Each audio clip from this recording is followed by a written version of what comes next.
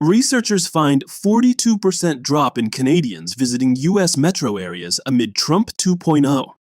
Data from University of Toronto suggests Canadians are avoiding U.S. cities during the second Trump administration. A new research tool that tracks cell phone activity has found a 42% drop in visitors from Canada to big metropolitan areas in the US.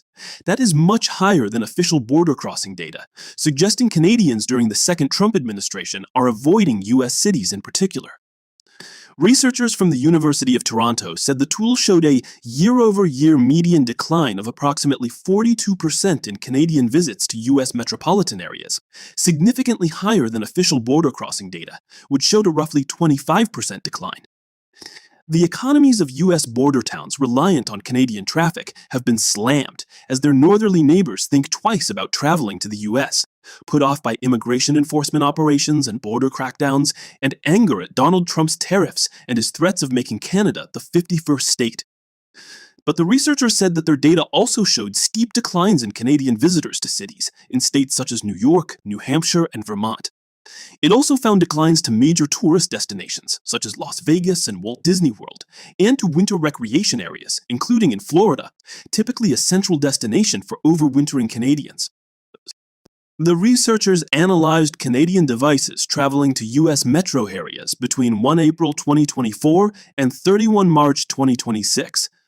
As potential explanations of why the 42% figure is so much higher than border crossing estimates, they noted that cell phone data also captured freight traffic, which border crossings do not, and could also track changes in Canadians previously living in the US who left.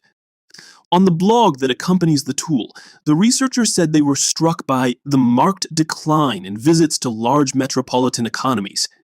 High-tech and financial centers like San Francisco and Houston appear to be experiencing reductions not only in tourists, but also in business-related travel, reflecting changing travel preferences due to broader economic uncertainties on both sides of the border, they wrote. Karen Chappell, director of the School of Cities at the University of Toronto and a co-author of the report, said one finding that popped out to her immediately was the declining travel to Grand Rapids, Michigan, a city with deep economic connections with Ontario because of the auto industry.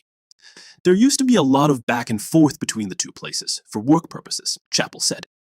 Since the U.S. imposed tariffs on some Canadian goods, including vehicles, however, fewer Canadians appeared to be traveling there. The researchers also noted that their data measured not only Canadians crossing the border, but also Canadians living temporarily in the US, suggesting that the decrease in activity may reflect return migration to Canada.